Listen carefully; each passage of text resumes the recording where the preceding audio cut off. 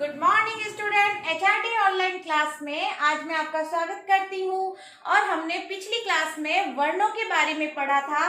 वर्ण में हमने स्वर और व्यंजन पढ़े थे। तो आज में हम पढ़ने जा रहे हैं शब्द। शब्द किसे कहते हैं, शब्द कैसे बने होते हैं, तो आज हम पढ़ रहे हैं शब्दों के बारे में। तो आइए शुरू करते हैं। शब्द दो या दो से अधिक वर्णों से बने सार्थक ध्वनि समूह को शब्द कहते हैं। दो या दो से अधिक वर्ण। अब वर्ण कौन से है वो मैंने आपको बताए थे, जिसमें स्वर की मात्राएं और क ख ग है ना, तो वो शब्द मिलकर वो क्या बनेंगे, शब्द बनेंगे। तो सार्थक का अर्थ होता है जिस ध्वनि का कोई अर्थ हो। जैसे अगर मैंने सिर्फ म बोला तो म से क्या, कुछ नहीं। अगर मैंने माँ बोला, उसमें आ की मात्रा मिला दी तो माँ शब्द बन गया ना।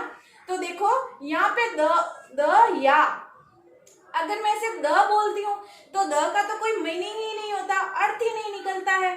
अगर मैंने इसके साथ में या जोड़ा तो बन गया दया, है ना। तो ये एक तरह से समूह बन गया ना दो वर्णों का।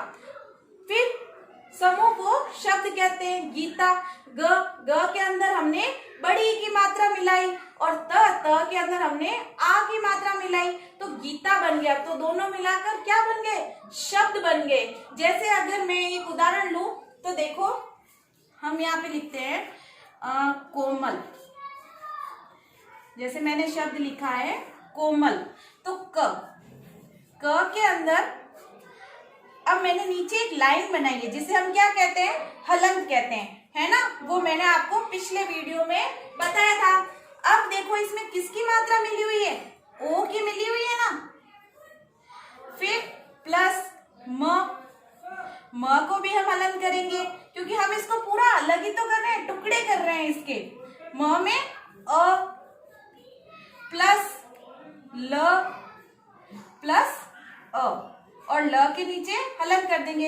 हलंत का मतलब होता है कि ये जो वर्ण है वो क्या है, अधूरा है। अब क और ओ को मिलाने से को, प्लस म और अ को मिलाने से म, प्लस ल और अ को मिलाने से बना ल। तो पूरा शब्द क्या बन गया, जब इनको हम जोड़ देते हैं तो पूरा शब्द क्या बन जाता है, कोमल। क्या बन जाएगा, कोमल। तो दो या दो से अधिक, अब इसमें तो देखो एक दो तीन वर्ण मिल रहे हैं, तो दो या दो से अधिक वर्णों से बने सार्थक। कोमल शब्द का मतलब कोमल, तो शब्द का एक मतलब निकलता है। कोमल किसी का नाम भी हो सकता है ना। तो सार्थक ध्वनि समूह को हम क्या कहते हैं, शब्द कहते हैं। तो आप यहाँ कुछ डायग्राम बने हुए देख रहे हैं ना, मैंने कुछ कोष्टक बनाए हैं और मात्राएं भी लिखी है। देखो पहले में क्या लिखा है, मैंने आ लिखा है और आ के बाद में मैंने आ की मात्रा लिखी है ना। तो यहाँ पे देखो, यहाँ पे मैंने एक डायग्राम बनाया, यहाँ पे भी बनाया, यहाँ पे भी बनाया और नीचे मैंने कोई डिजिट लिखे हैं। तो आप सोच रहे होंगे मैडम क्या मैथ्स पढ़ा रही है, नहीं। इसका मतलब है कि आपको आ की मात्रा से बने हुए तीन वर्णों का शब्द लिखना है, यहाँ पे दो वर्णों का शब्द लिखना है और यहाँ पे भी तीन का। तो देखो यहाँ पे सोचो कि अ की मात्रा के तीन वर्णों के शब्द कौन से हो सकते हैं, सोचो। तो मैं बताती हूँ। देखो पहले तो हम लिख देंगे कागज, तो हुआ ना तीन वर्णों का। अब दो का तो काम, गाय, तो चलो मैंने गाय लिख देती हूँ। अब यहाँ वापस तीन वर्णों का है, तो सोचो कुछ तो होगा। देखो तो मैंने सोचा तो लिख देते हैं चावल,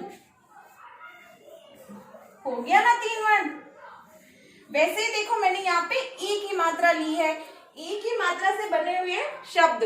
तो देखो यहाँ पे टू लिखा हुआ है, दो लिखा ना, तो इसका मतलब है कि हमें यहाँ पे दो से ई की मात्रा के बने हुए दो वर्णों के शब्द लिखने हैं। तो मैंने लिख दिया दिन। क्या लिखा, दिन। अब यहाँ पे थोड़ा वर्ण आ गया है, लेकिन यहाँ मैंने 3 लिखा था।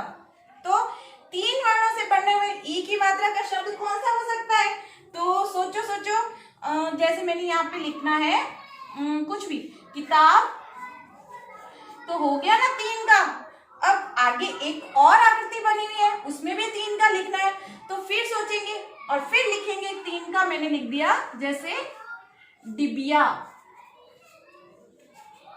तो इस तरह से हम मात्राओं का भी ज्ञान कर सकते हैं और हम वर्णों का किसी भी वर्ण में, जैसे व्यंजन का किसी भी व्यंजन का उपयोग कर सकते हैं। जैसे मैंने यहाँ पे क का किया, यहाँ ग हो गया, यहाँ ज हो गया, यहाँ मैंने च ले लिया, है ना। तो आप किसी भी व्यंजन का उपयोग करके मात्रा लगाकर हम इस तरह से हम शब्दों का निर्माण कर सकते हैं।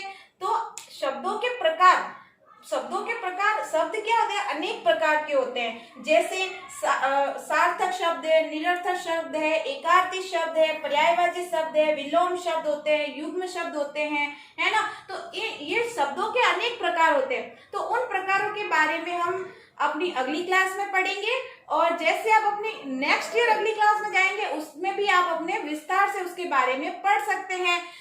तो आज मैंने आपको मात्राओं से शब्द बनना बताया है, तो आपको आज मात्रा का ज्ञान भी हो जाएगा और शब्दों का ज्ञान भी हो जाएगा।